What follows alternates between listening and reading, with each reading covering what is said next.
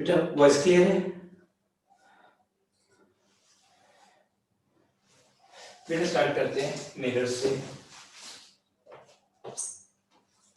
Question लेते हैं। ये प्लेन मिरर है, ये प्लेन मिरर है, ये भी वेलोसिटी से चल रहा है, ये फ्लोर है, ये फ्लोर है, यहाँ पे क्लाइंट का पॉइंट सोर्स पड़ा हुआ है, पॉइंट सोर्स। तो बेटा ये यहाँ पे यहाँ से एक लाइट इस तरह से जा रही है, एक रे इस तरह से जा रही है, यहाँ से एक रे इस तरह से जा रही है। तो ये एक मिरर है, ये एक मिरर है, इसकी लेंथ है L, इसकी लेंथ है L। ये मिरर जमीन से h हाइट ऊपर है, ये मिरर जमीन से h हाइट ऊपर है, यहाँ पे एक पॉइंट सोर्स है, ये हॉरिजॉन्टली जा रहा है v वेलोसिटी के साथ, हॉरिजॉन्टली जा रहा है v वेलोसिटी के साथ, v वेलोसिटी के साथ जा रहा है। तो बेटा ये विड्थ आएगी 2x, ये विड्थ आएगी 2x, ये विड्थ आएगी x। तो बेटा आपको एक चीज निकालनी है, due to reflection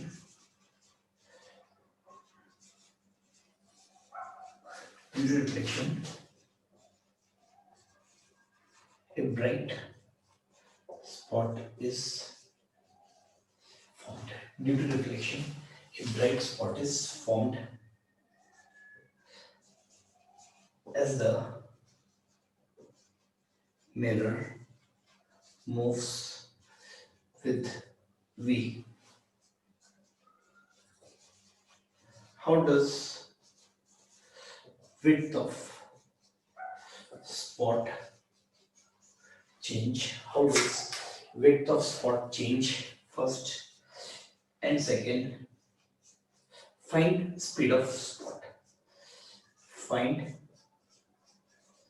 speed of spot. बेटा एक ब्राइट स्पॉट आएगा, पूरा रूम डार्क है, यहाँ पे प्लेन मिरर है, यहाँ पे पॉइंट सोर्स है। तो बेटा इसकी जो रेज पड़ेगी पूरी यहाँ पे रिफ्लेक्ट होगी, ग्राउंड पे आएंगी, तो ग्राउंड पे एक ब्राइट स्पॉट आएगा, ग्राउंड पे एक ब्राइट स्पॉट आएगा। तो ये विड्थ कैसे बदलेगी? इसकी विड्थ है x, ये जो रेज जा रही है इसकी विड्थ है x, ये कैसे बदलेगा एक बार देखना बेटा इसको करना है।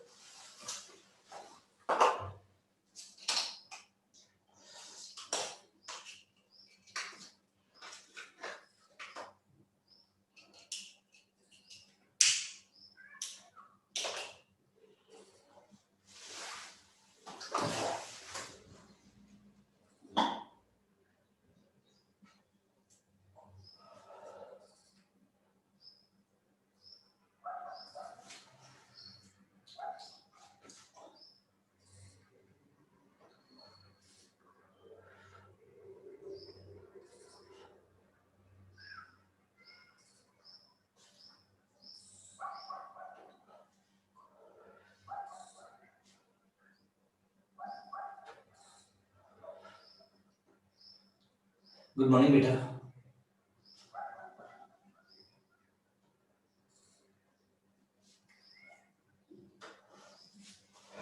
बेटा इसकी स्पीड निकालनी है,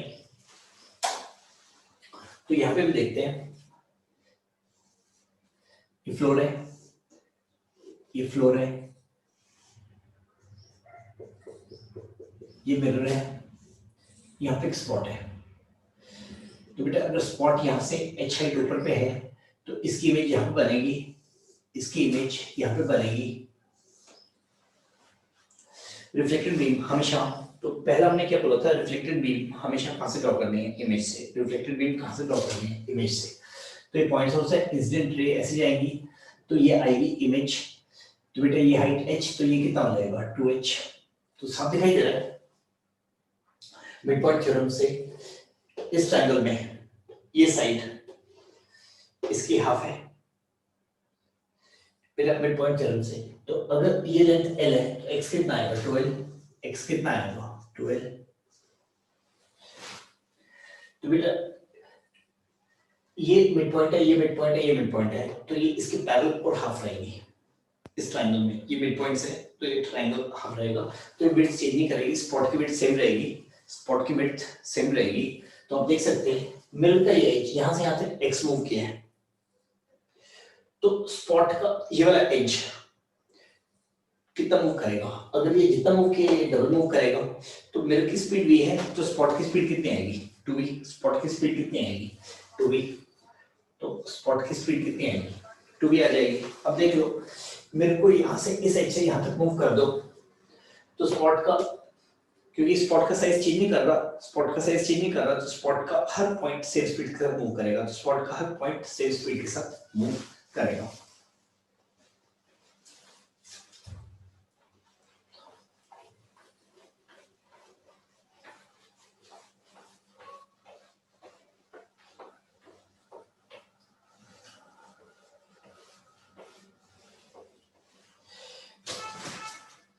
बेटा इस क्वेश्चन को अब जितने भी तरीके से कर सकते हो करेगा। ये दो इंक्लाइंड मिरर्स हैं, दो इंक्लाइंड मिरर्स हैं, इनके बीच में एंगल है थीटा, ये इंसिडेंट रे है, ये इंसिडेंट रे है, ये एंगल है आई। बेटा इस पूरे both mirrors kept at fixed inclination of theta are rotated with constant angular speed omega. इसको कांस्टेंट एंगुलर स्पीड ओमेगा से घुमाया जाता है। बेटा ये इंसिडेंट रे है, एक रिफ्लेक्शन दो reflection, find angular velocity of second velocity of ray after second reflection. तो पहले रिफ्लेक्शन दूसरे रिफ्लेक्शन में जो रे रहेगी उसकी एंगुलर वेलोसिटी निकालनी है, उसकी एंगुलर वेलोसिटी निकालनी है।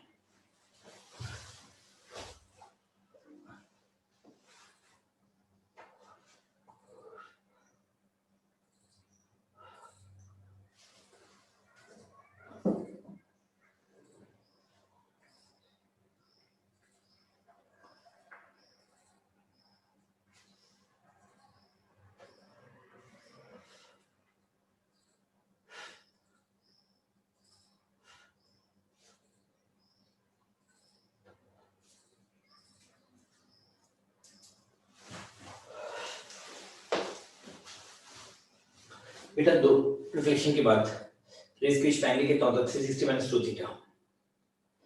इस रे और उस रे के बीच में एंगल कितना आएगा 360 माइनस 2 थीटा या माइनस 2 थीटा, हमने डिस्कस किया था, याद करना। तो पहली रे और सेकंड रिफ्लेक्टेड रे के बीच में एंगल 360 माइनस 2 थीटा या माइनस थीटा या कुछ लोग 2 थीटा बोलते हैं। तो क्लॉकवाइज आएगी या एंटी क्लॉकवाइज आएगी वो आपको एक बार जज करना है। तो उस तरह से देखिए सेकंड रे उसके बीच का एंगल 360 माइनस 2 थीटा रहेगा, एक साइड से और दूसरी साइड से 2 थीटा रहेगा। तो ये थीटा फिक्स्ड है तो उनके बीच का एंगल भी फिक्स्ड रहेगा, क्योंकि ये रे रुकी हुई है तो उसको भी रुकना पड़ेगा, क्योंकि अगर ये रोटेट नहीं करती तो वो अगर रोटेट करेगी एंगल चेंज करेगा, तो एंगल चेंज नहीं कर सकता, तो उसके एंगल वेलोसिटी नीचे 0। ये तो हो गया सबसे सिंपल तरीका। अब हम देखते हैं ये इंसिडेंट रे फिक्स्ड है, ये इंसिडेंट रे फिक्स्ड है, यहाँ पे इंसिडेंट रे फिक्स्ड है।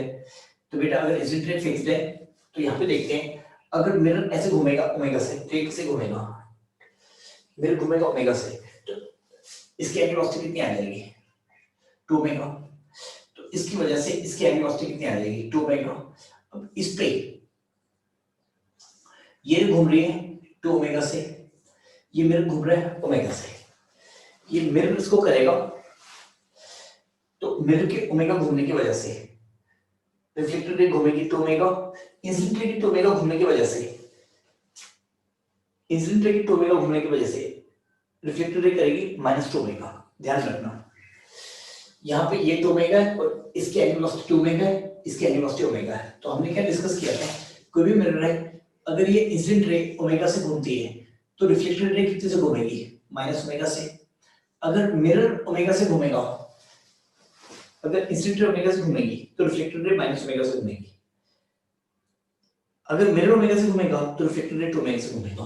तो यहाँ पे ये रे पहली रिफ्लेक्टेड रे 2 ओमेगा से घूम रही है और मिरर किससे घूम रहा है, ओमेगा से। तो मिरर के घूमने की वजह से रिफ्लेक्टेड रे 2 ओमेगा से घूमेगी, इंसिडेंट रे 2 ओमेगा घूमने की वजह से माइनस 2 ओमेगा से घूमेगी। तो 2 ओमेगा माइनस 2 ओमेगा कितना आएगा, 0। तो एंगुलर वेलोसिटी कितना आ जाएगा, angular velocity of second reflected ray will be equal to 0। तो पहले को तो लिख दिया 2 ओमेगा है। तो सबसे बढ़िया मेथड रहता है जब भी आप डायगोनल्स ड्रॉ करो तो उतना ही ड्रॉ करो जितने की जरूरत है। ये सेकंड मिरर है, ये किससे घूम रहा है, 2 ओमेगा। इस पे जो रिफ्लेक्टेड रे पड़ रही है, इस पे जो यहाँ से रे आ रही है, इस पे जो यहाँ से रे आ रही है, इस पे जो यहाँ से रे आ रही है, किस भी डाल दो, किस भी डाल दो। इसकी एंगुलर वेलोसिटी कितनी है, इसकी एंगुलर वेलोसिटी ओमेगा है और इसकी कितनी है, 2 ओमेगा। तो ये जो रिफ्लेक्टेड रे आएगी, ये अगर 2 ओमेगा से घूमेगा तो ये कैसे घूमेगा, 2 ओमेगा से इधर। ये अगर ओमेगा से घूमेगा तो ये इधर कैसे घूमेगा, 2 ओमेगा से। इंसिडेंट रे की जितनी एंगुलर वेलोसिटी होगी रिफ्लेक्टेड रे की इंसिडेंट रे की रोटेशन की वजह से माइनस कितनी होगी, मिरर की जितनी एंगुलर वेलोसिटी होगी उसकी वजह से रिफ्लेक्टेड रे की एंगुलर वेलोसिटी कितनी होगी, डबल। तो बेटा 2 ओमेगा एंगुलर वेलोसिटी इधर, 2 इधर, तो आंसर आ जाएगा 0। आंसर कुल मिला के आ जाएगा 0।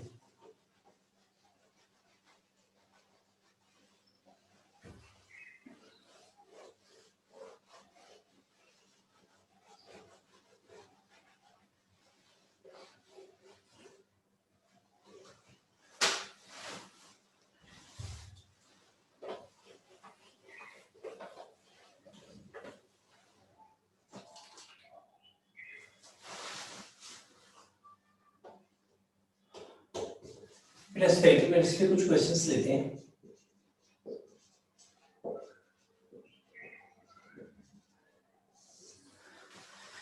एक्सपेरिमेंट्स पे कुछ क्वेश्चंस लेते हैं।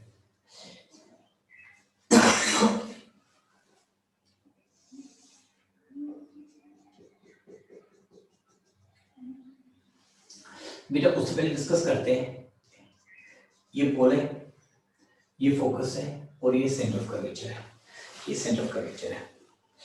तो हम u is equal to f वाला फॉर्मूला एक बार देखते हैं। अगर ऑब्जेक्ट यहाँ पे है, ऑब्जेक्ट का एक्स कोऑर्डिनेट u, तो इमेज यहाँ पे भी बनेगी, ये आएगा v, u भी इज इक्वल टू कितना आएगा f स्क्वायर, तो v कितना आएगा f स्क्वायर बाय u। अब इसके मतलब देखते हैं, u अगर पॉजिटिव होगा तो v भी पॉजिटिव होगा, u अगर पॉजिटिव होगा तो v भी पॉजिटिव होगा।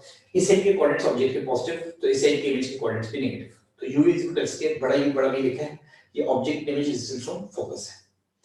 तो इसका मतलब ऑब्जेक्ट इमेज दोनों फोकस की एक साइड लाई करेगी, दोनों फोकस की एक साइड लाई करेगी। अगर u f के बराबर है तो ऑब्जेक्ट कहां पे, c पे। u माइनस f के बराबर है तो ऑब्जेक्ट कहां पे, पोल पे। तो u f आएगा तो v f आएगा, u माइनस f आएगा तो v माइनस f आएगा। इसका मतलब ऑब्जेक्ट और इमेज दो जगह पे कंसाइड करते हैं, दो जगह पे कंसाइड करते हैं, ये दो जगह पे कंसाइड करते हैं। ऑब्जेक्ट अगर सेंटर ऑफ कर्वेचर पे, इमेज सेंटर ऑफ कर्वेचर बनेगी। ऑब्जेक्ट अगर पोल है तो इमेज पोल पे बनेगी। तो रे डायग्राम से कैसे ट्रेस करके देखेंगे, रे डायग्राम से ये दोनों चीजें कैसे ट्रेस करके देखेंगे। तो हमें अगर ये सेंटर ऑफ कर्वेचर है, ऑब्जेक्ट यहाँ पे, यहाँ से जितनी रेस जाएंगी, यहाँ पे जितनी रेस जाएंगी वापस ऐसे करके आएंगी, सेम पाथ से रिट्रेस करेंगी, सेम पाथ से रिट्रेस करेंगे तो इमेज वही बनेगी। पोल पे ऑब्जेक्ट होगा, पोल पे ऑब्जेक्ट होगा तो मैं काम करता हूँ, एक रे तो डालता हूँ सीधी ऐसे आएगी, एक रे डालता हूँ यहाँ से आएगी। अगर अल्फा एंगल पे है तो यहाँ से जाएगी। तो ये दोनों इंसिडेंट रेस यहाँ पे कंसाइड कर रही है, ये दोनों रिफ्लेक्टेड रेस यहाँ पे कंसाइड कर रही है। ये रिवर्स नहीं कर रही, बट इमेज वही बनेगी, पर इमेज वही बनेगी। और दूसरी चीज देखते हैं बेटा, u is equal to f square. अगर एक f से छोटा है तो दूसरा f से बड़ा होगा इन मैग्नीट्यूड।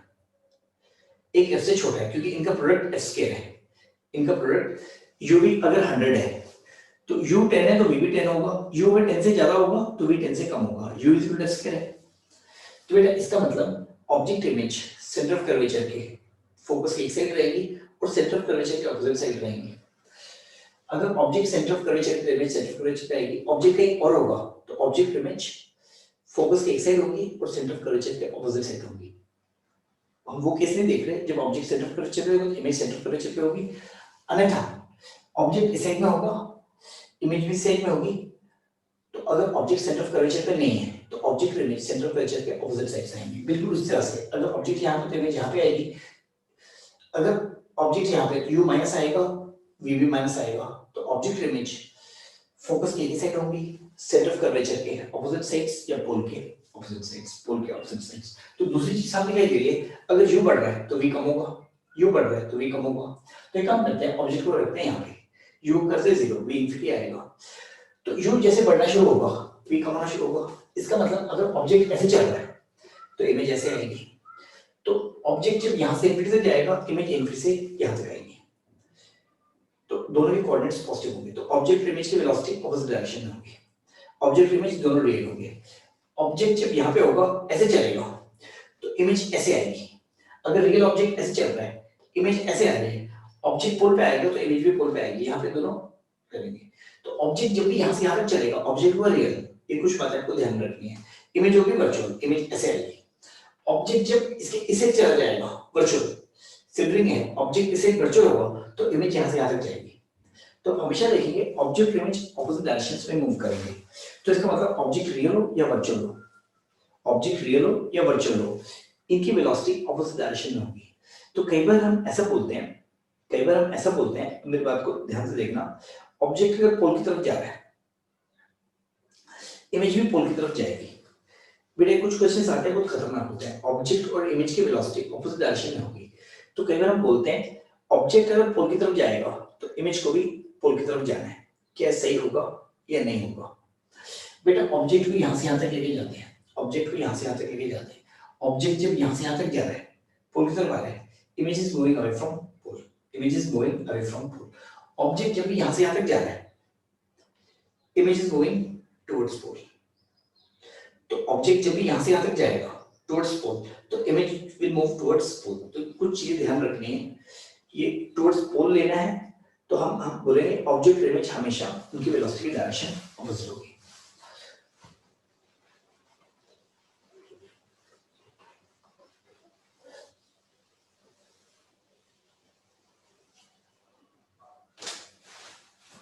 और बेटे जो हमने मैग्निफिकेशन का फॉर्मूला देखा था, जो हमने मैग्निफिकेशन का फॉर्मूला देखा था उसको याद रखिएगा, आप उसको भी यूज कर सकते हैं, आप उसको भी यूज कर सकते हैं।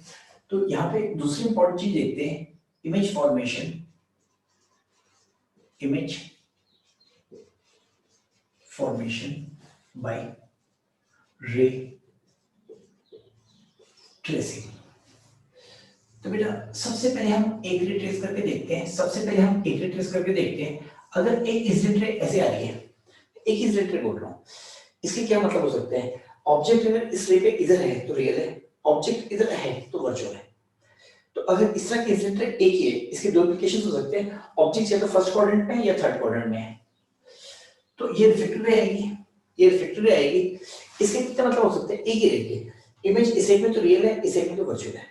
तो इस रे का मतलब ऑब्जेक्ट या तो यहाँ पे, इमेज या तो यहाँ पे और यहाँ पे। तो अगर ऑब्जेक्ट को यहाँ पे मान लेता हूँ, अगर ऑब्जेक्ट को यहाँ पे मान लेता हूँ, इमेज इन दोनों क्वाड्रेंट्स पे आ सकती है, इन दोनों क्वाड्रेंट्स पे आ सकती है। अगर ऑब्जेक्ट वर्चुअल है तो यहाँ पे इमेज इन दोनों क्वाड्रेंट्स पे आ सकती है। तो हम एक बार देख सकते हैं, ऑब्जेक्ट और इमेज हमेशा एडजेसेंट क्वाड्रेंट्स में लाई करेंगे, तो हम क्या नोट करेंगे? Object and image will lie on adjacent quadrants, they cannot lie on opposite quadrants। Object यहाँ पे तो इमेज यहाँ पे नहीं हो सकती, ऑब्जेक्ट इन दोनों क्वाड्रेंट में लाई करेगा इस केस में, और इमेज इन दोनों क्वाड्रेंट में लाई करेगी। तो object image, object and image cannot lie in opposite quadrants, object and image cannot lie in opposite quadrants।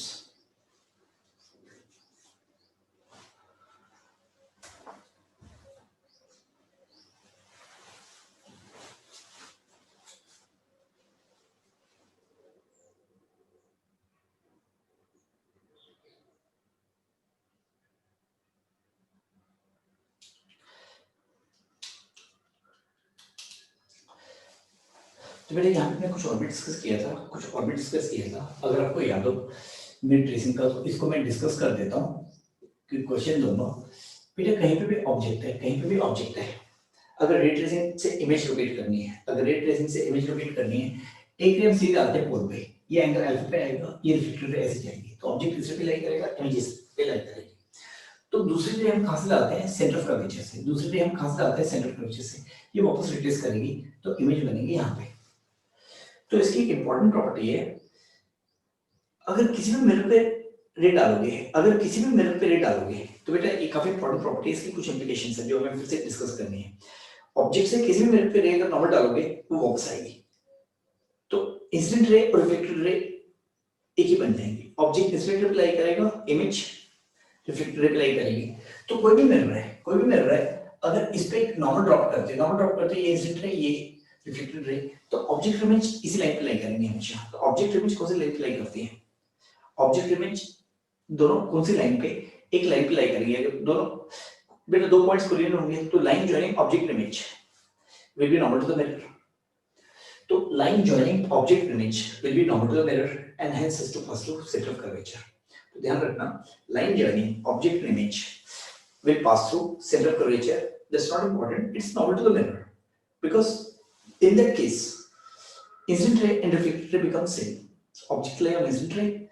So when do incident and reflected ray coincide? When the ray is normal or when it goes undeviated in mirrors.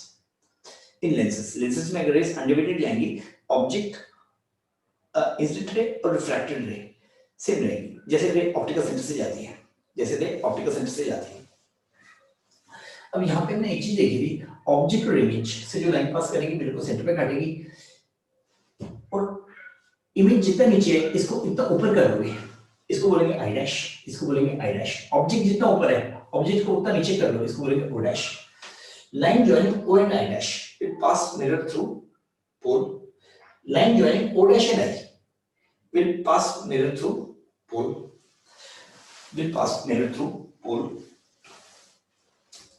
तो बेटा इसमें कुछ questions थे जो हम एक बार recall कर लेते हैं, उनको सॉल्व कर लेते हैं। अब इनको जरा ध्यान से कीजिएगा,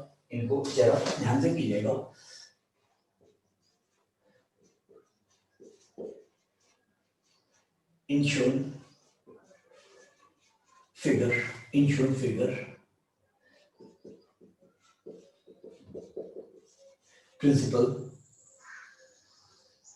principal axis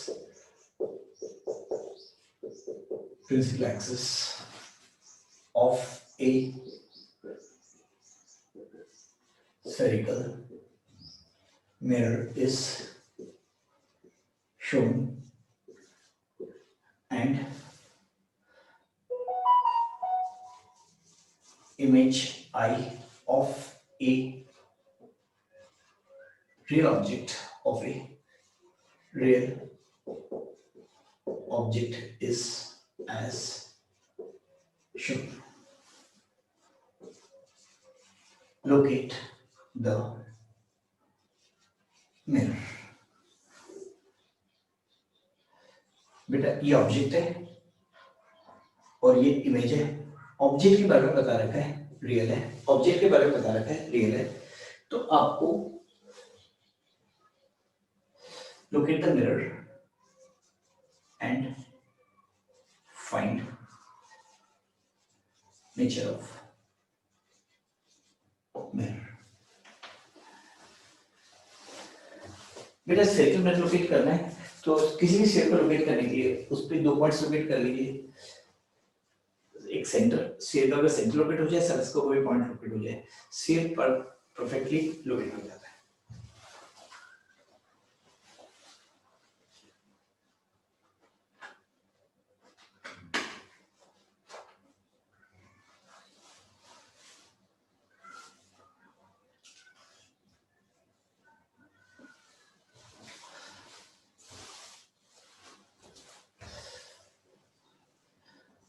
तो बेटा अगर ऑब्जेक्ट यहाँ पे, इमेज यहाँ पे, ऑब्जेक्ट इमेज के बारे में रियल वर्चुअल कुछ नहीं बोला होगा, अपन एक लाइन पास करेंगे दोनों से, तो ये आ जाएगा सेंटर ऑफ कर्वेचर। ऑब्जेक्ट और इमेज जो भी लाइन पास करेगी वो सेंटर ऑफ कर्वेचर पे काटेगी। अब जो भी पास आ रहा है उसको उतना नीचे कर देते हैं, उसको उतना नीचे कर देते हैं, किसी को भी कर दो।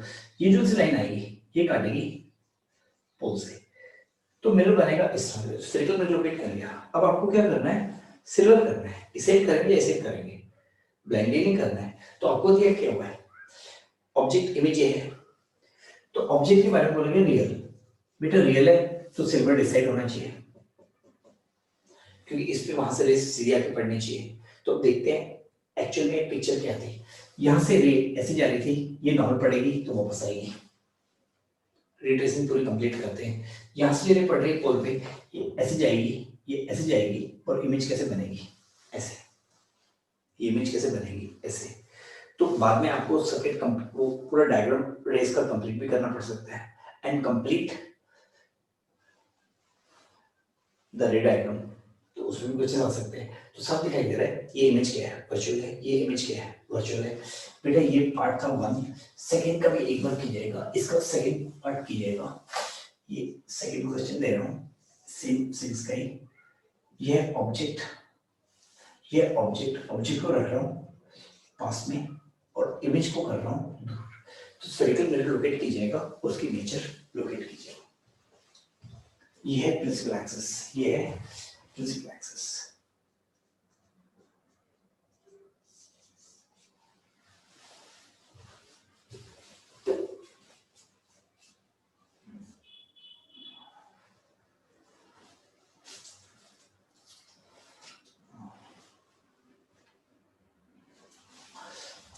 ये लाइन लर्न कर देते हैं। ये आएगा सेंटर ऑफ कर्वेचर, ऑब्जेक्ट पास में है, इसको नीचे कर देते हैं, यहाँ से लाइन करते हैं, ये देखिए ओ डैश, ये आएगा पोल।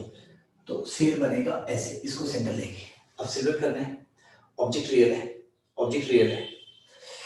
तो बेटा ऑब्जेक्ट अगर रियल है तो आपको एक काम करना है, ये रे जाएगी ऐसे, इस रे का बेनिफिट क्या था, ये रे रिफ्लेक्ट होकर आएगी ऐसे, तो इमेज सेंटर बनेगी।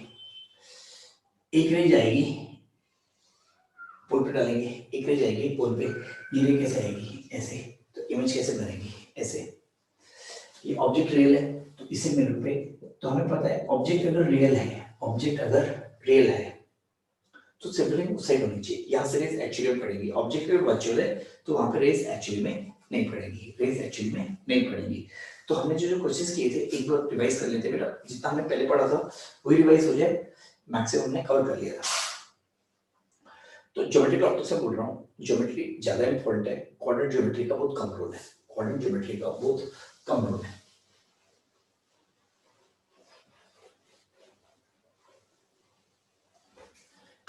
यहाँ पे एग्जांपल देते हैं, देखते हैं।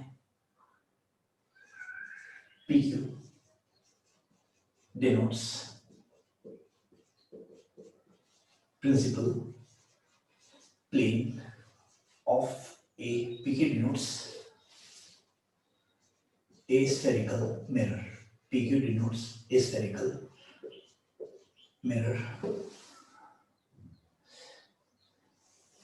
बेटा ये है प्रिंसिपल एक्सिस, ये है प्रिंसिपल एक्सिस, ये है एक सर्कल मिरर। बेटा मैंने 3 मिरर ड्रॉ किया हुआ है, आपको देखना है ये मिरर कैसे होगा। यहाँ पे क्रिया आ रही है, ये प्रिंसिपल एक्सिस का अल्फा एंगल बना रही है, ये प्रिंसिपल एक्सिस का अल्फा एंगल बना रही है। बेटा ये हाइट है h, ये हाइट है h। ray is incident on mirror, ray is incident on mirror at angle alpha with principal axis reflected ray makes angle beta with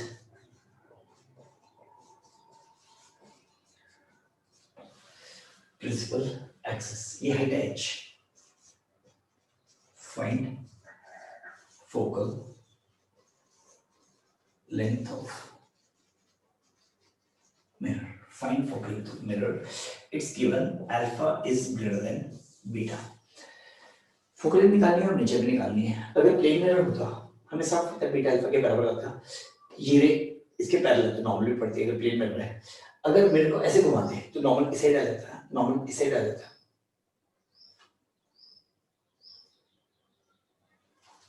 अगर मिरर को ऐसे घुमाते हैं नॉर्मल से चला जाता है। तो अगर ये प्लेन मिरर के लिए बीटा अल्फा के बराबर आता, अगर इसको ऐसे घुमाते हैं ये इसे घूमती तो बीटा अल्फा से ज्यादा आता, तो बीटा अल्फा से ज्यादा आता। प्लेन मिरर में तो बीटा अल्फा के बराबर आएगा। इसको कन्वर्जिंग मिरर बनाएंगे तो इसको ऐसे घुमाएंगे, ये इंसिडेंट रे को फिक्स रखो, ये मिरर को ऐसे घुमाएंगे तो इधर आ जाएगा, तो बीटा अल्फा से ज्यादा हो जाएगा। तो कन्वेव मिरर तो है नहीं। अगर इसको ऐसे घुमाएंगे तो ऐसे आ जाएगा, बीटा अल्फा से कम हो जाएगा, बीटा अल्फा से कम हो जाएगा। तो किस तरह का मिरर होगा ये? कन्वेक्स। किस तरह का मिरर होगा? कन्वेक्स। उसकी फोकल लेंथ निकालनी है, उसकी फोकल लेंथ निकालनी है।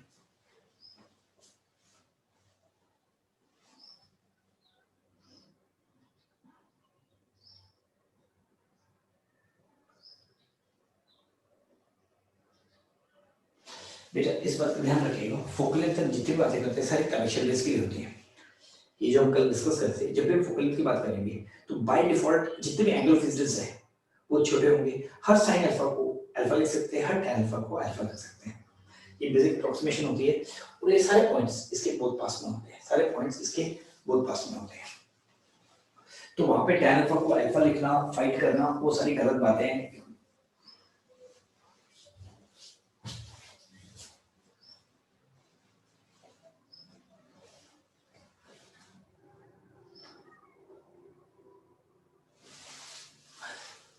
फिर इसका पहला मेथड देखते हैं ज्योमेट्री से, पहला मेथड देखते हैं ज्योमेट्री से। तो ये मिरर बनेगा इस तरह से, ये मिरर बनेगा इस तरह से। यहाँ पे एक रे है, यहाँ पे एक रे है बेटे, इसमें पड़ रही है नॉर्मल, ये रे पड़ रही है नॉर्मल, ये कहाँ से जाती है? सॉरी मैंने गलत ड्रॉ कर दिया है बेटा, कोई भी एक रे पड़ रही है, सॉरी ओ गलत ड्रॉ कर दिया मैंने। ये लाइन इस तरह से, कोई भी रे पड़ रही है, कोई भी रे पड़ रही है, ये एंगल है अल्फा, कोई भी रे पड़ रही है, ये एंगल है अल्फा, ये एंगल है बीटा, ये एंगल है बीटा। तो एक काम करते हैं, इस पे हम नॉर्मल ड्रॉ करते हैं बेटा, एंगल बाइसेक्टर इसका नॉर्मल होगा। तो एक बात अगर देखते हैं तो यहाँ पे मैं इसको थोड़ा सा क्लिक करके ड्रॉ कर देता हूँ बेटा। इंसिडेंट रे और रिफ्लेक्टेड लाइन दोनों का जो एंगल बाइसेक्टर होगा, दोनों का जो एंगल बाइसेक्टर होगा, इंसिडेंट लाइन और रिफ्लेक्टेड लाइन, इंसिडेंट और रिफ्लेक्टेड लाइन, इंसिडेंट लाइन और रिफ्लेक्टेड लाइन का जो भी एंगल बाइसेक्टर होगा वो नॉर्मल होगा। लॉ ऑफ रिफ्लेक्शन ये कहता है, लॉ ऑफ रिफ्लेक्शन ये कहता है। तो यहां से मैं एक नॉर्मल खींचता हूं, यहां से मैं एक नॉर्मल खींचता हूं, एक रे इस साइड आएगी, एक रे इस साइड आएगी और दूसरी रे इस साइड आएगी, दूसरी रे इस साइड आएगी। बेटे पूरा एंगल कितना आएगा? ये पूरा एंगल कितना आएगा? Alpha plus beta. ये पूरा एंगल कितना आएगा? Alpha plus beta. ये पूरा एंगल कितना आएगा? Alpha plus beta. यहाँ पे ये लाइन थी बेटा, ये जो हमने लाइन ड्रॉ की थी, अब देखते हैं, बस इतना होने से हमारा काम हो जाएगा, इतना होने से हमारा काम हो जाएगा। ये पूरा एंगल था अल्फा प्लस बीटा, ये वाला एंगल कितना था? ये वाला एंगल कितना था? अल्फा। ये वाला एंगल कितना था? अल्फा। बेटा ये है नॉर्मल, ये है नॉर्मल, ये हमने ड्रॉ किया, ये इंसिडेंट रे और ये रिफ्लेक्टेड रे, ये हमने ड्रॉ कर दिया नॉर्मल, ये प्रिंसिपल एक्सिस के parallel, parallel to principal axis, parallel to principal axis. तो मैं ज्योमेट्री क्यों बोल रहा हूँ बेटा? ये आएगा अल्फा प्लस बीटा और ये आएगा अल्फा, ये आएगा अल्फा। तो अपन देखते हैं ये वाला एंगल कितना आएगा बेटा, ये वाला एंगल कितना आएगा, ये वाला एंगल कितना आएगा? सॉरी, ये पूरा एंगल आएगा, मैंने गलत लिख दिया बेटा, पूरा एंगल आएगा अल्फा प्लस बीटा, पूरा एंगल आएगा अल्फा प्लस बीटा, पूरा एंगल आएगा अल्फा प्लस बीटा। एक मिनट, एक ड्रॉ कैसे किया, एक मिनट ठीक से देख लेता हूं बेटा। ये है इंसिडेंट रे, ये है इंसिडेंट रे, ये पूरा एंगल है अल्फा, ये पूरा एंगल है अल्फा, ये है पैरेलल टू प्रिंसिपल एक्सिस और ये एंगल है बीटा, शायद अल्फा बीटा से बड़ा दिया हुआ था। ये पूरा एंगल है अल्फा और ये है बीटा। अब ये है नॉर्मल, तो ये वाला एंगल आएगा अल्फा प्लस बीटा बाय 2, ये एंगल आएगा क्योंकि पूरा अल्फा प्लस बीटा आएगा नॉर्मल रिलेशनशिप के बीच का angle alpha plus beta by 2 normal relationship के बीच का angle alpha plus beta by 2। तो ये वाला एंगल थीटा ये कितना आएगा alpha minus alpha plus beta by 2 this will be equal to alpha minus beta by 2। तो ये एंगल कितना आ जाएगा ये एंगल थीटा आ जाएगा ये कितना आ जाएगा अल्फा माइनस बीटा बाय 2 ये हाइट h और ये आएगी फोकल लेंथ f। तो h by f tan theta आएगा h by f कितना आ जाएगा tan theta h by f कितना आ जाएगा tan theta h by f आ जाएगा tan थीटा कितना आ जाएगा alpha minus beta by 2 alpha minus beta by 2। तो यहाँ पे देख लेते हैं फोकल लेंथ कितनी आएगी 2h by alpha minus beta. अब दूसरे मेथड से करके देखते हैं। अब हम एक बार दूसरे मेथड से करके देखते हैं शायद मुझे कुछ आंसर में गड़बड़ लग रही है तो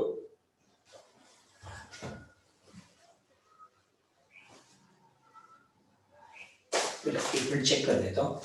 ये थी इंसिडेंट रे ये था रिफ्लेक्टेड रे। इंसिडेंट रे इसके साथ थीटा एंगल बना रहा है इसके साथ अल्फा एंगल बना रहा है ये इधर बना रहा है तो ये ड्रॉप के नॉर्मल तो ये पूरा अल्फा प्लस बीटा है तो अल्फा प्लस बीटा बाय 2 तो ये थीटा आएगा alpha minus alpha plus beta by 2 alpha minus alpha plus beta by 2। Sir हाँ बोलो बेटा। सर f की जगह 2f आएगा सर है वो सेंटर ऑफ कर्वेचर पे। हाँ बेटा वो सॉरी सेंटर ऑफ कर्वेचर में वही देख रहा हूँ क्या दिमाग में उल्टा कर दिया मैंने। बेटा f नहीं आएगा वो 2f आएगा ये आएगा 2f। हाँ मैं वही देख रहा हूँ सेंटर ऑफ कर्वेचर सही बेटा वो 2 नहीं आना चाहिए क्योंकि दूसरे मेथड से वो 2 नहीं आना चाहिए। तो बेटा ये कितना आएगा h by 2f तो f आ जाएगा h by alpha minus beta. हाँ यही सही आंसर है बेटा। थोड़ा सा स्ट्राइक नहीं कर रहा दिमाग कमजोर हो गया आजकल बहुत ज्यादा। हाँ बेटा सेंटर ऑफ कर्वेचर ये आएगा 2f ये आएगा 2f। तो इसका दूसरा मेथड देखते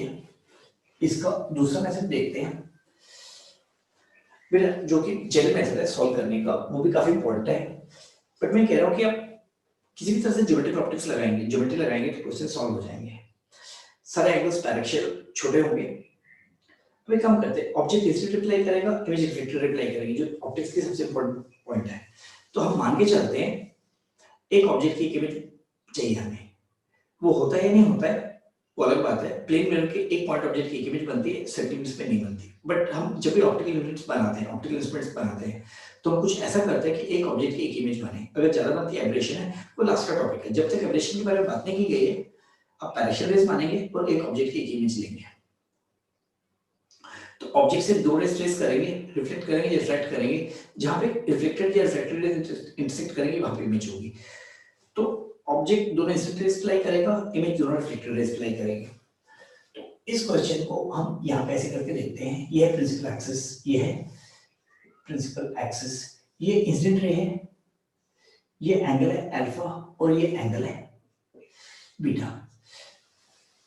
तो बेटा हमें फोकस लोकेट करना है। अगर ऑब्जेक्ट इंफिनिटी पे होगा तो इमेज कहाँ बनती है फोकस पे। मिरर्स के लिए अगर ऑब्जेक्ट इंफिनिटी पे होगा तो इमेज कहाँ बनेगी फोकस पे। लेंसेज के लिए ऑब्जेक्ट इंफिनिटी पे होगा तो इमेज सेकंड प्रिंसिपल फोकस पे बनती है उसमें दो फोकस होते हैं। तो बेटा ऑब्जेक्ट इंफिनिटी पे एक रे है तो एक रे और पैरेलल ड्रॉ कर देते हैं इसके एक रे और पैरेलल ड्रॉ करते हैं इसके। तो ये दोनों रेज तो हमें रे ट्रेसिंग करने हैं दो रेज के पाथ ट्रेस करने हैं।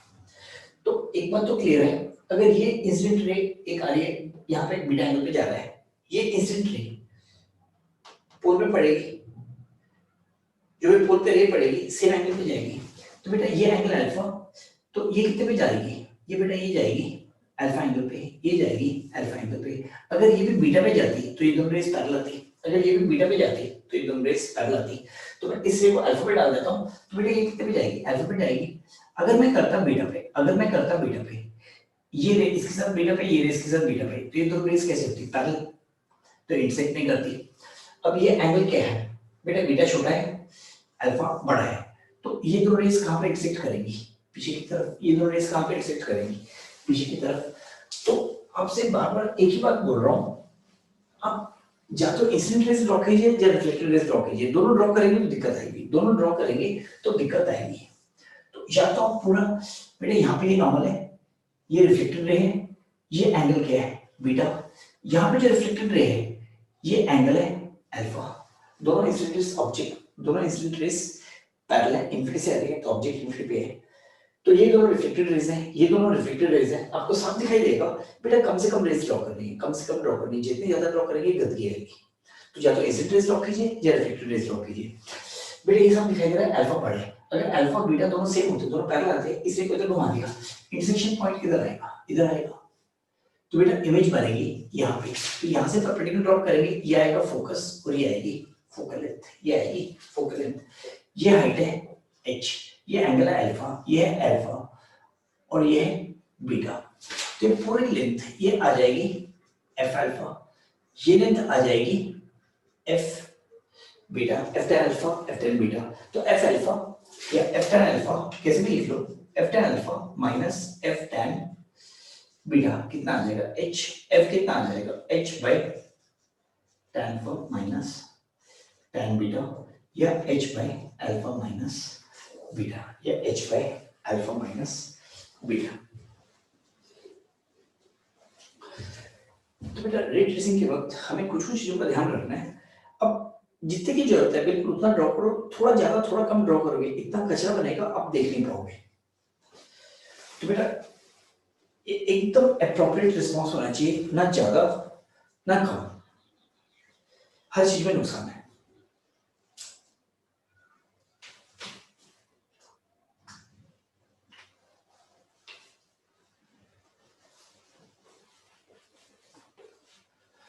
बेटा ट्रांसवर्स मैग्निफिकेशन और लॉन्जिट्यूड मैग्निफिकेशन देखते हैं।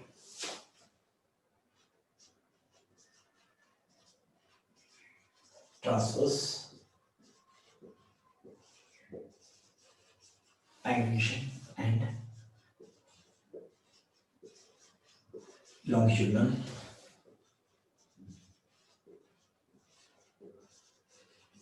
magnification of small object, of small object.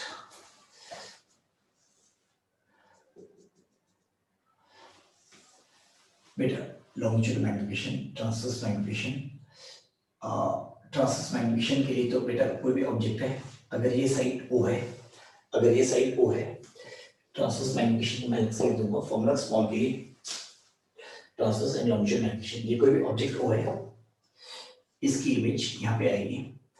बेटा ये होगा U और ये होगा V। तो ट्रांसवर्स मैग्निफिकेशन का फॉर्मूला होता है बेटा O vector I vector inverted है, एक का कोऑर्डिनेट पॉजिटिव एक का नेगेटिव।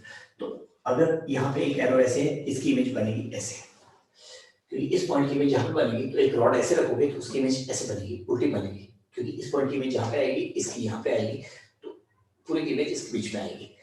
तो ट्रांसवर्स मैग्निफिकेशन बेटा इन्वर्टेड का मतलब ऑब्जेक्ट इमेज ऑपोजिट डायरेक्शन में इन्वर्शन है, तो मैग्निफिकेशन नेगेटिव होती है, बाय डेफिनेशन मैग्निफिकेशन नेगेटिव होती है। तो यहाँ पे देख लेंगे ये आएगा माइनस v बाई यू और ये आएगा i by O, transverse magnification. अब यहाँ से एक चीज देखते हैं, अगर ऑब्जेक्ट ऐसे मूव करेगा तो इमेज ऐसे मूव करेगी। इसके दो इम्प्लीकेशंस हैं, ट्रांसवर्स मैग्निफिकेशन के दो इम्प्लीकेशंस हैं। अगर ऑब्जेक्ट फिजिकल एक्स के परपेंडिकुलर मूव करेगा तो यू चेंज नहीं करेगा, इमेज भी ऐसे मूव करेगी क्योंकि v चेंज नहीं करेगा, तो v बाई यू कांस्टेंट रहेगा।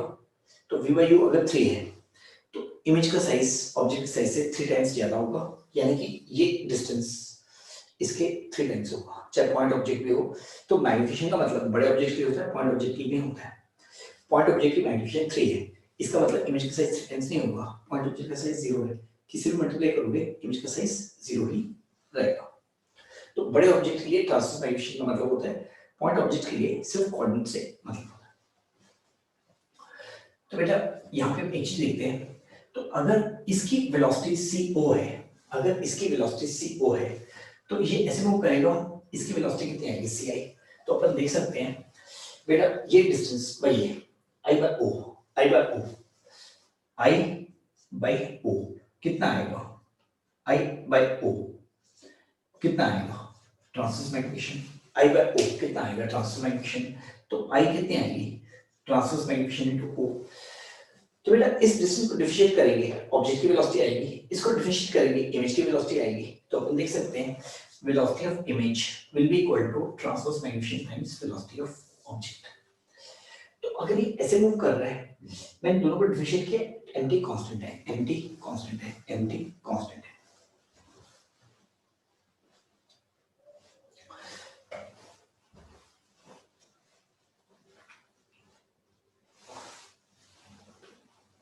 बेटा इसके बाद चेक करते हैं, इसके बाद चेक करते हैं longitudinal magnification of small object.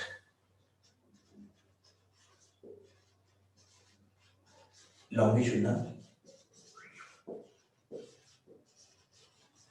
magnification of small object, longitudinal magnification of small object।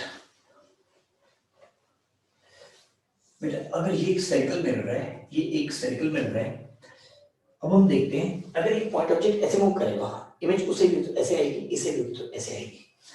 अगर एक ऑब्जेक्ट बेटा यहाँ पे है, इसका एक्स कोऑर्डिनेट यू है, तो पॉइंट ऑब्जेक्ट यहां से यहां तक मूव करेगा, पॉइंट ऑब्जेक्ट यहां से यहां तक मूव करेगा। अगर ऑब्जेक्ट यहां पे है, इमेज यहां पे है, इसका कोऑर्डिनेट v है, इसका कोऑर्डिनेट v है। अगर ऑब्जेक्ट यहां से यहां तक मूव करेगा, इमेज यहां से यहां तक मूव करेगी। तो if u changes from u to u plus du, v will change from v to v minus dv। तो u अगर इंक्रीज करेगा तो v डिक्रीज होगा, ये पक्का है। तो dv by du नेगेटिव आएगा। तो अब हम इसको एक बार बनाते हैं, अगर पॉइंट ऑब्जेक्ट यहां से यहां तक मूव कर रहा है, इमेज यहां से यहां तक मूव कर रही है, उसका मतलब है अगर एक छोटी सी रॉड हमने ऐसे रखी हुई है, एक छोटी सी रॉड अगर ऐसे रखी हुई है जिसका साइज कितना है du, जिसका साइज कितना है du, लेंथ की बात कर रहा हूं, तो इमेज उसकी ऐसे बनेगी। क्यों? इस पॉइंट की इमेज यहां बनेगी, पॉइंट को बेटा इतनी छोटी सी रॉड है जिसका साइज है du, जिसका छोटा साइज है du, तो यहाँ पे जो इमेज बनेगी, इमेज बनेगी, इमेज जो बनेगी बेटा इसका साइज आएगा dv, इसका साइज आएगा dv, इसका साइज आएगा dv। तो du पॉजिटिव है, dv नेगेटिव है, ध्यान रखना du पॉजिटिव है और dv नेगेटिव है। तो लॉन्गिट्यूडनल मैग्निफिकेशन क्या आएगी बेटा, ऑब्जेक्ट साइज है, इमेज साइज है, तो लॉन्गिट्यूडनल मैग्निफिकेशन आएगा इमेज साइज पे ऑब्जेक्ट साइज। अगर इन्वर्टेड है तो माइनस आएगा, इन्वर्टेड है तो माइनस आएगा, तो ये कितना आ जाएगा dv by du, ये कितना आ जाएगा dv by du। तो ध्यान रखना ये हमेशा नेगेटिव होगा, ये हमेशा नेगेटिव होगा। हम डेरिवेटिव कैसे ले सकते हैं, 1 by v plus 1 by u is equal to 1 by f। d by du दोनों साइड कर ले लो, d by du दोनों साइड कर ले लो, d by du दोनों साइड कर ले लो, ये कितना आएगा minus 1 by v square dv by du minus 1 by u square will be equal to 0। तो d by du आ जाएगा minus v square by u square, this will be equal to minus transverse magnification into square.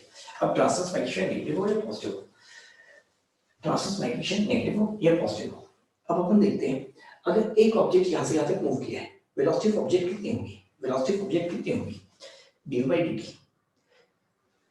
तो image यहां से यहां तक move करेगी, image की वेलोसिटी कितनी होगी dv by dt। तो अपन यहां पे देख लेते हैं dv will be equal to longitudinal magnification into du, दोनों को dt से डिवाइड करो, दोनों को dt से डिवाइड करो, ये क्या आएगा velocity of image will be equal to longitude times velocity of object। तो अगर एक ऑब्जेक्ट इस साइड सेम वेलोसिटी से मूव कर रहा है, इमेज की वेलोसिटी आएगी ci। तो ऑब्जेक्ट अगर प्रिंसिपल एक्स के अलॉन्ग मूव कर रहा है, इमेज वेलोसिटी पे ऑब्जेक्ट वेलोसिटी कितनी आएगी ट्रांसवर्स मैग्निफिकेशन। ऑब्जेक्ट फिर प्रिंसिपल एक्स के अलॉन्ग मूव कर रहा है, इमेज की वेलोसिटी पे ऑब्जेक्ट की वेलोसिटी क्या आएगी लॉन्गिट्यूड मैग्निफिकेशन।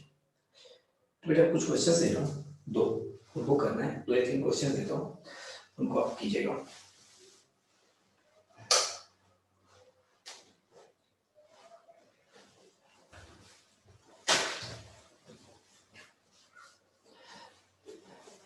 तो बेटा ये वाले फॉर्मूले स्टेबल डिराइव किए हुए हैं, ये वाले फॉर्मूले स्टेबल डिराइव किए हैं, मिरर के फ्रेम में क्यों है, यानी कि मिरर रखा हुआ है। अगर मिरर मूव करेगा तो बेटर है मिरर के फ्रेम से क्वेश्चन सॉल्व करो, वेलोसिटी इमेज की निकाल लो, फिर मिरर के फ्रेम में आ जाओ।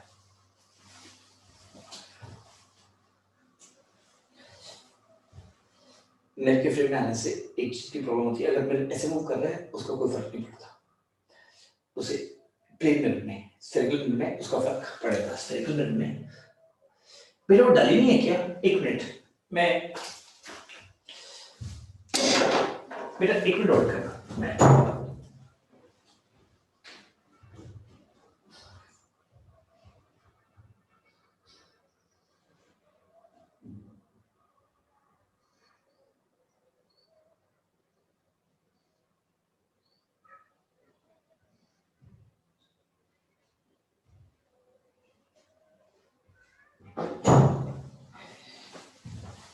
बेटा एक मिनट और करना, मैं भी डाल देता हूँ।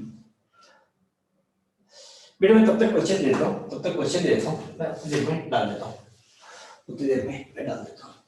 वो मैं ऑफिस में दे आया था, शायद वो डालना।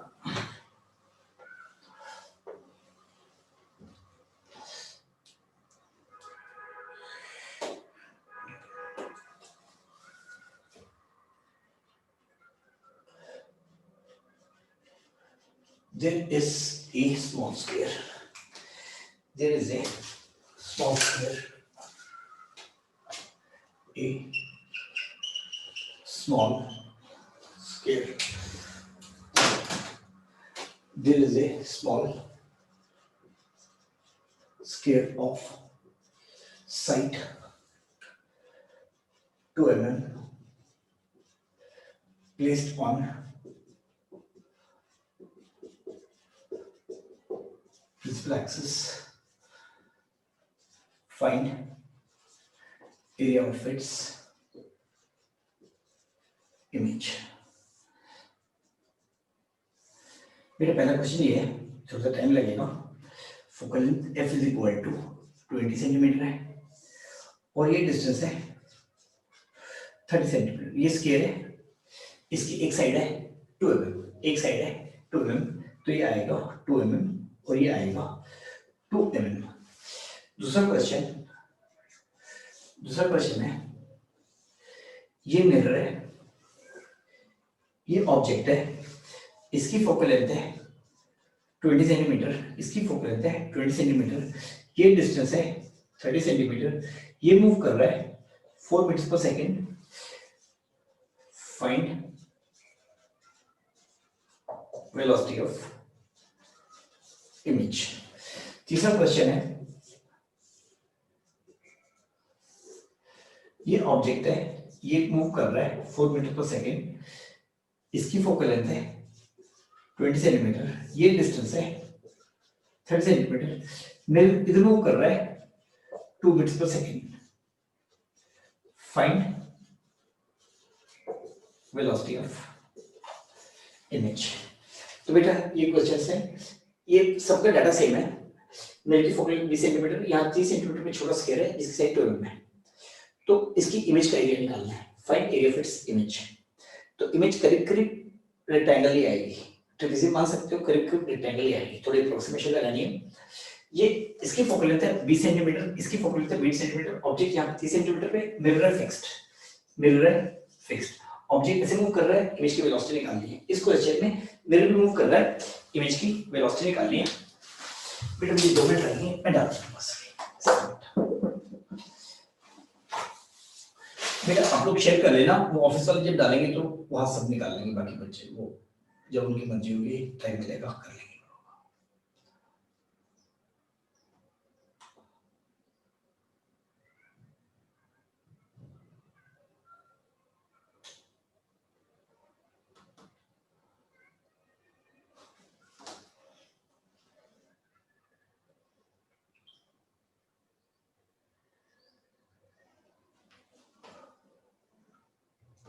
उसमें पीडीएफ में कन्वर्ट करना है।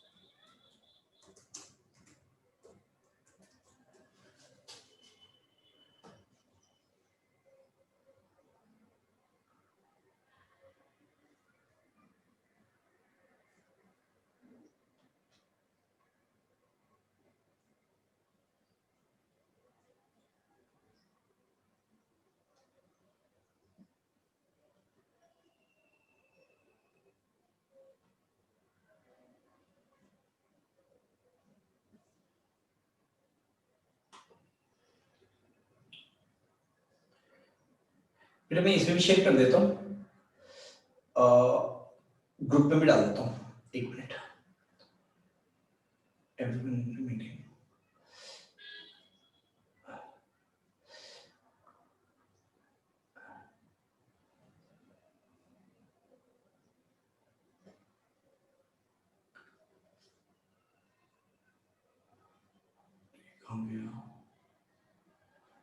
कहाँ गया बेटा, ये डिस्टर्ब में।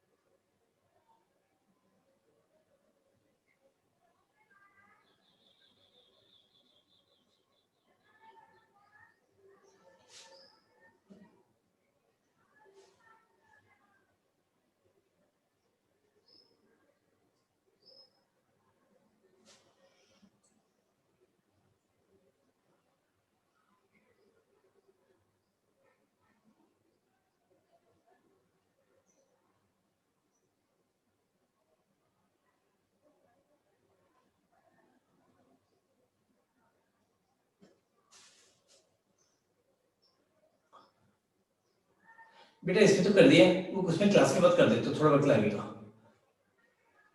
बेटा, उसमें वो थोड़ा टाइम लगेगा मुझे, मैं भी क्लास ले लेता हूँ, देखता हूँ उसमें जा रहे नहीं जा रहे। डिवाइस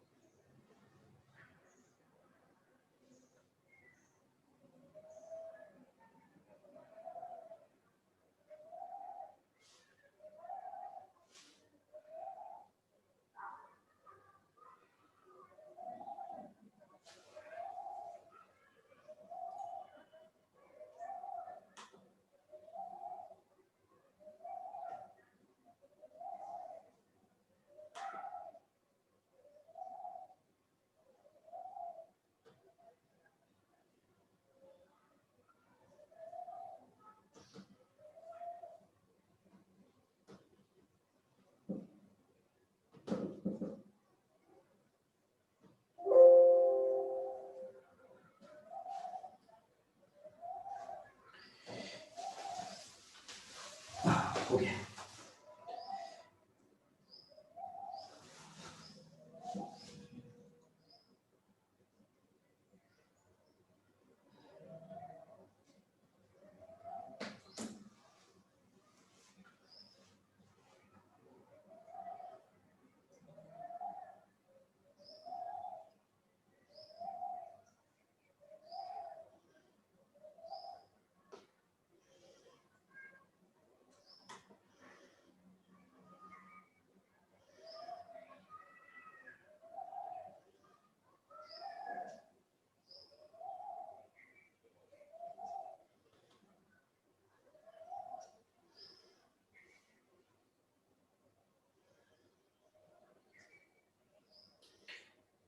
बेटा वो अभी नहीं हो पा रहा, मैं उसको बाद में करता हूँ।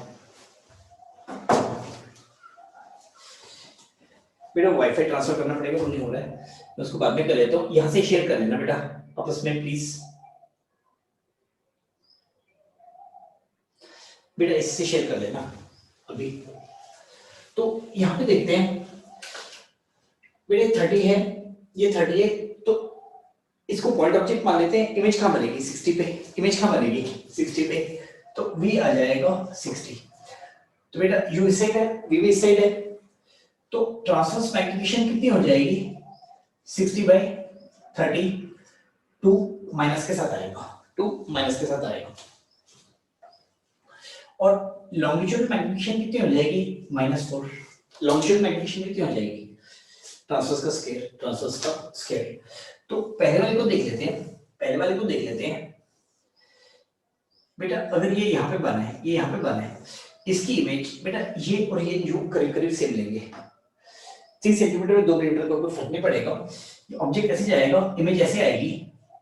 तो बेटा ये ऑब्जेक्ट है, ट्रांसवर्स मैग्निफिकेशन -2 है, इसका मतलब इमेज नीचे बनेगी, कितना बनेगी बेटा 2 टाइम्स, तो ये कितना आ जाएगा 4 mm। ये कितना है 2 mm, तो ये कितना आ जाएगा बेटा 8 mm। ये कितना आ जाएगा 8 mm।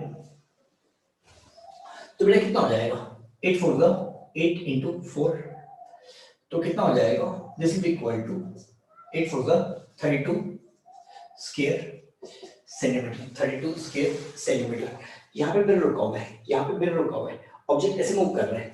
Velocity of image, velocity of image will be equal to -ml into velocity of object. ये वेलोसिटी ऑफ ऑब्जेक्ट है। तो यहाँ पे भी लॉन्गिट्यूड मैग्निफिकेशन कितनी हो जाएगी बेटा, ट्रांसवर्स मैग्निफिकेशन आएगी -2, लॉन्गिट्यूड मैग्निफिकेशन आएगी -4। तो velocity of image, velocity of image कितनी आ जाएगी, यहाँ पे वेलोसिटी ऑफ इमेज कितनी आ जाएगी ये देखते हैं। वेलोसिटी ऑफ इमेज आ जाएगी -4 into 4 will be equal to -16 meters per second। तो इसका मतलब इमेज ऑब्जेक्ट यहाँ पे, इमेज वहां पे, उसकी स्पीड 16 इस साइड आएगी, उसकी स्पीड 16 इस साइड आएगी। यहाँ पे करना है तो आप एक काम कीजिएगा, आप एक काम कीजिएगा, यहाँ पे आप वेलोसिटी अप्रोच भी लगा सकते हैं, वेलोसिटी डिस्ट्रीब्यूशन भी लगा सकते हैं। अगर मिरर ऐसे नहीं मूव कर रहा, इसको रोक दो, इसको आप रोक दो, उसकी वेलोसिटी कितनी दिखाई देगी 6। इमेज की वेलोसिटी निकालना, इमेज की वेलोसिटी निकालना, फिर इसको रोक के इमेज की वेलोसिटी निकाल लेना। तो मैं ऐसे रुकता हूँ, ऐसे रुकता हूँ, तो इसकी वेलोसिटी कितनी आएगी 6। तो इसका मतलब मैं कौन से फ्रेम में हूँ, मैं ऐसे फ्रेम में हूँ, मैं किधर मूव कर रहा हूँ, मैं किधर मूव कर रहा हूँ 2 मीटर्स पर सेकंड। तो अगर मैं रुक गया तो मैं मूव कर रहा था, मैं रुक गया, उसकी वेलोसिटी कितनी मेजर करूंगा, अपनी उल्टी करके ऐड करूंगा अपनी वेलोसिटी को। मैं 2 से ऐसे चल रहा था, अगर मैं रुक गया तो बेटा उसकी वेलोसिटी कितनी मेजर करूंगा, उल्टी करके ऐड करूंगा, 4 + 2 6। तो वेलोसिटी इमेज कितनी आ जाएगी 24 इस साइड में, ये कितनी आ जाएगी 24 इस साइड में। तो मुझे रुक के नापना है, अगर मैं रुक जाता हूँ तो अपनी वेलोसिटी ऐड कर दूंगा, यानी कितनी आ जाएगी 26, यानी कितनी आ जाएगी 26। ये वेलोसिटी कितनी आ जाएगी 26 मीटर पर सेकंड।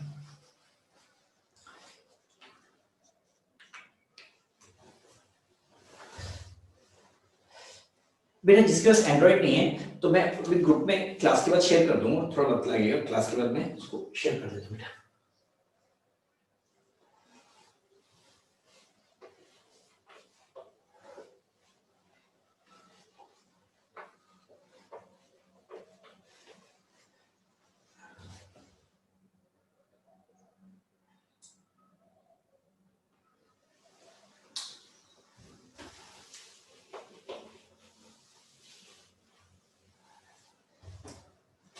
बेटा अब कुछ काम आपको करने हैं, ये आपको करने हैं।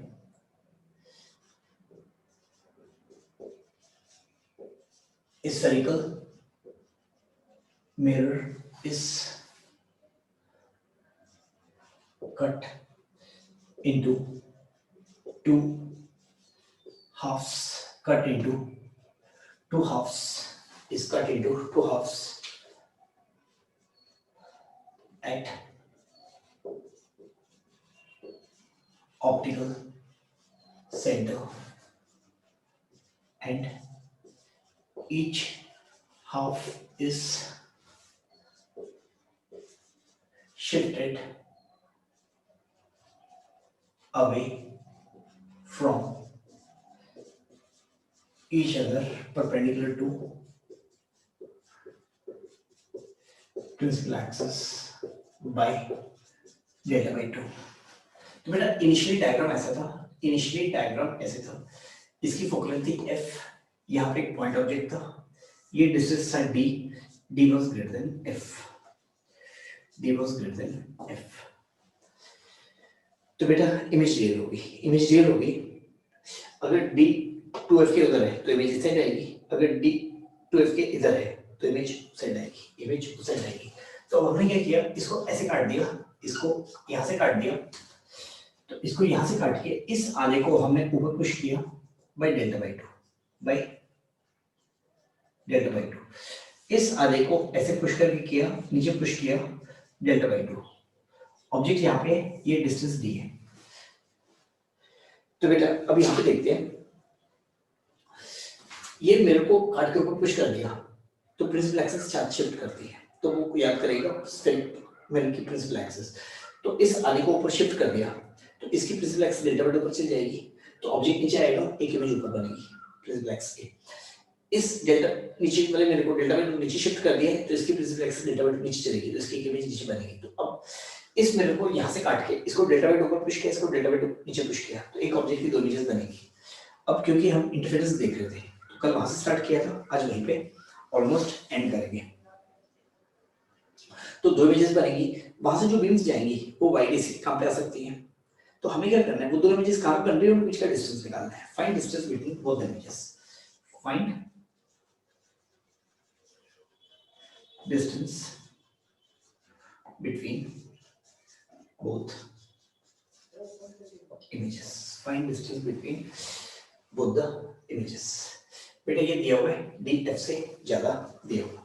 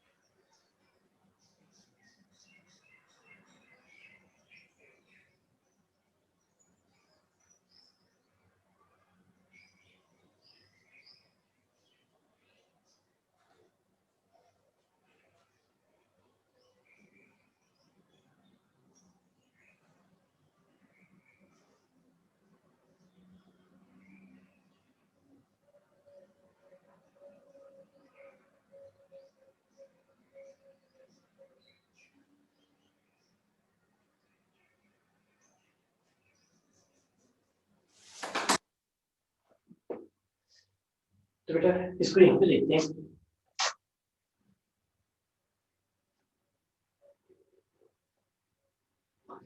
एक का निकाल लेते हैं। जब भी आप कोऑर्डिनेट्स यूज करते हो तो इस बात को ध्यान देना है, ये शिफ्ट है डेल्टा बाई 2, इसकी प्रिंसिपल एक्स आएगी यहाँ पे, ऑब्जेक्ट यहाँ पे है, ये डिस्टेंस डी है। तो शुरू में इमेज मान लेते हैं यहाँ पे, शुरू में मान लेते हैं इमेज यहाँ पे। अब इमेज उतना ऊपर बनेगी, अब इमेज उतना ऊपर बनेगी। शुरू में ऑब्जेक्ट यहाँ पे था, इमेज यहाँ पे थी, अब इसको ऊपर शिफ्ट कर दिया तो इमेज बनेगी इतना ऊपर, इमेज बनेगी इतना ऊपर। अब ध्यान रखना बेटा ये डेल्टा बाई 2 है, तो ये कितना आएगा, ये कितना आएगा, तो यहाँ पे ट्रांसवर्स मैग्नीफिकेशन क्या आएगी, ट्रांसवर्स मैग्नीफिकेशन क्या आएगी, तो बेटा ये डिस्टेंस डेल्टा बाई 2, ये डिस्टेंस डेल्टा बाई 2। तो अपन को क्या देखना है यहाँ पे, बेटा ये प्रिंसिपल एक्सिस, ऑब्जेक्ट नीचे मेरे ऊपर है, तो ये साइड बाई ये साइड, अगर साइड लेते लेंथ वो आएगी पॉजिटिव, अगर ट्रांसवर्स मैग्नीफिकेशन लेंगे वो आएगी नेगेटिव, तो ट्रांसवर्स मैग्नीफिकेशन लेंगे वो आएगी नेगेटिव। तो ये वाला डिस्टेंस कितना आएगा, ये कितना आएगा, minus transverse magnification, minus transverse magnification into delta by 2, तो ये पॉजिटिव आएगा, तो ये पॉजिटिव आएगा। तो पॉजिटिव करने के लिए मुझे क्या करना है, ट्रांसवर्स मैग्नीफिकेशन को मॉड पे डालना है। तो बेटा ये डिस्टेंस आएगा डेल्टा बाई 2, ये डिस्टेंस आएगा delta by 2 into mod of transverse magnification, क्योंकि ऑब्जेक्ट वेक्टर ऐसे, इमेज वेक्टर ऐसे, ट्रांसवर्स मैग्नीफिकेशन नेगेटिव है, बट मुझे डिस्टेंस निकालना है, ये कितना शिफ्ट किया है बेटा, ये प्लस ये, तो ऊपर कितना शिफ्ट आएगा, इमेज कितनी शिफ्ट करेगी, इमेज कितनी शिफ्ट करेगी, MD delta by 2 plus delta by 2 plus delta by 2, इसका मॉड लेना पड़ेगा, नहीं तो माइनस में आ जाएगा, नहीं तो माइनस में आ जाएगा। तो बेटा यहाँ पे एक सोर्स S1 आएगा, उसी तरह से एक सोर्स S2 आएगा, एक सोर्स प्रिंसिपल एक्स से इतना ऊपर, दूसरा सोर्स ओरिजिनल प्रिंसिपल एक्स से इतना नीचे। तो हम यहाँ पे लेते हैं distance between both images, distance between both images will be equal to 1 plus transverse magnification का mod into delta। तो ट्रांसवर्स मैग्नीफिकेशन का मॉड लेना है, तो बेटा ये कभी भी ट्रांसवर्स मैग्नीफिकेशन मल्टीप्लाई करके से डिस्टेंस लेना है, तो आपको केयरफुल रहना पड़ता है, आपको केयरफुल रहना पड़ता है। ये शुरू में डायरेक्ट किया था बट हमने साइन से कर लिया था, तो प्लस कब लेना है माइनस कब लेना है आपको पता रहना चाहिए। यहाँ पे ट्रांसवर्स मैग्नीफिकेशन, क्योंकि ओरिजिनल प्रिंसिपल एक्स ये थी, इसको डेल्टा ऊपर शिफ्ट किया, तो अब ऑब्जेक्ट का जो ऑब्जेक्ट वेक्टर आएगा वो इस तरह से आएगा, इमेज का वेक्टर इस तरह से आएगा, तो ट्रांसवर्स मैग्नीफिकेशन नेगेटिव होगी। तो बेटा हम यहाँ पे देख लेते हैं 1 by v plus 1 by d, तो इतना डालेंगे, ये कितना आएगा 1 by f, 1 by v will be equal to 1 by f minus 1 by d, तो ये कितना आ जाएगा d minus f by df, ये कितना आ जाएगा v by d minus f। तो अब जो v by u निकालोगे, अब जब v by u निकालोगे, ट्रांसवर्स मैग्नीफिकेशन कितनी होगी बेटा, minus v by u, transverse magnification कितनी होगी माइनस v by u, तो मॉड ऑफ एम्प्टी कितना आएगा, तो बेटा यहाँ पे तो v by u, तो अपन देख लेते हैं d by v will be equal to d minus f by f, और v by d will be equal to f by d minus f। तो ट्रांसवर्स मैग्नीफिकेशन का मॉड क्या आएगा d by d minus f, तो देखते हैं d ऐसे बड़ा है तो पॉजिटिव आएगा, तो ट्रांसवर्स मैग्नीफिकेशन क्या होगी नेगेटिव, तो मैं यहाँ पे ट्रांसवर्स मैग्नीफिकेशन का मॉड डाल रहा हूँ, ट्रांसवर्स मैग्नीफिकेशन नहीं डाल रहा, ट्रांसवर्स मैग्नीफिकेशन आएगी माइनस v by u, तो ये कितना आ जाएगा, ये कितना आ जाएगा 1 प्लस, बेटा ये फॉर्मूला मैंने आपको याद करने के लिए बोला था, ये फॉर्मूला मैंने आपको याद करने के लिए बोला था, तो 1 प्लस एमटी, 1 प्लस एफ बाई, तो बेटा ये कितना आ जाएगा, ये आ जाएगा 1 plus F by D minus F into delta, तो बेटा ये कितना आ जाएगा डी डेल्टा, ये कितना आ जाएगा D delta by D minus F. ये मैंने आपको याद करने को बोला था, अगर यहाँ से एक मेरे को काट के ऊपर डेल्टा बाई नीचे शिफ्ट कर दिया, यहाँ पे शिफ्ट कर दिया, जो दोनों इमेजेस बनती है उनके बीच में डिस्टेंस कितना आता है D delta by D minus F. ये रिजल्ट याद होना चाहिए, क्यों इसमें क्वेश्चंस बनेंगे, पहले एक इमेज यहाँ बनेगी, एक यहाँ बनेगी, वहां पे स्क्रीन रख देंगे, और बोलेंगे फ्रिंज विड्थ निकालो, तो दोनों सोर्स के बीच का डिस्टेंस चाहिए। तो एक पॉइंट ऑब्जेक्ट से दो इमेजेस बनेगी बेटा, उससे एक जो बीम जाएगी वो दोनों इमेजेस सोर्स का काम करेंगी। तो इस वाईडीसी एक्सपेरिमेंट को बोलते हैं billet split spherical mirror. Plane mirror भी था, सॉरी वो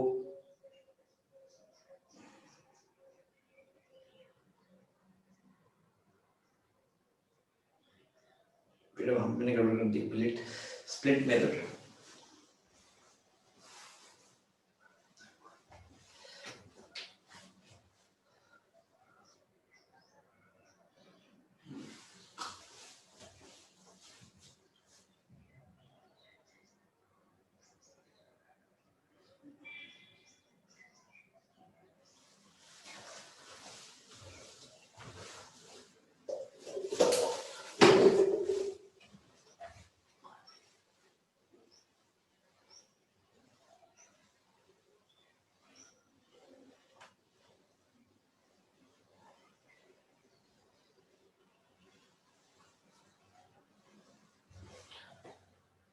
बेटा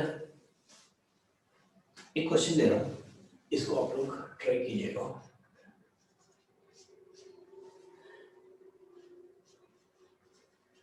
There is a spherical mirror। तो बिलेट स्प्लिट मिरर दो टाइप के होते हैं, बिलेट स्प्लिट मिरर दो टाइप के होते हैं बेटा, एक को काट के डेल्टा बाई 2 ऊपर पुश करते हैं, एक को काट के डेल्टा बाई 2 नीचे पुश करते हैं। तो बिलेट स्प्लिट मिरर दो टाइप्स के होते हैं, अब दोनों की अलग अलग रिक्वायरमेंट होती है। यहाँ से काट के एक को डेल्टा बाई 2 ऊपर पुश करते हैं, एक को डेल्टा बाई 2 नीचे पुश करते हैं। तो इसको ऐसे करके कर देते हैं, तो एक ऑब्जेक्ट की दो इमेजेस बनेंगी।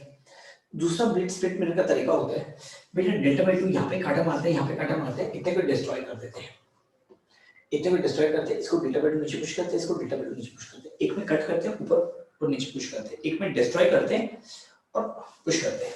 तो दूसरा वाला मैं कर रहा हूं, there is a spherical mirror in which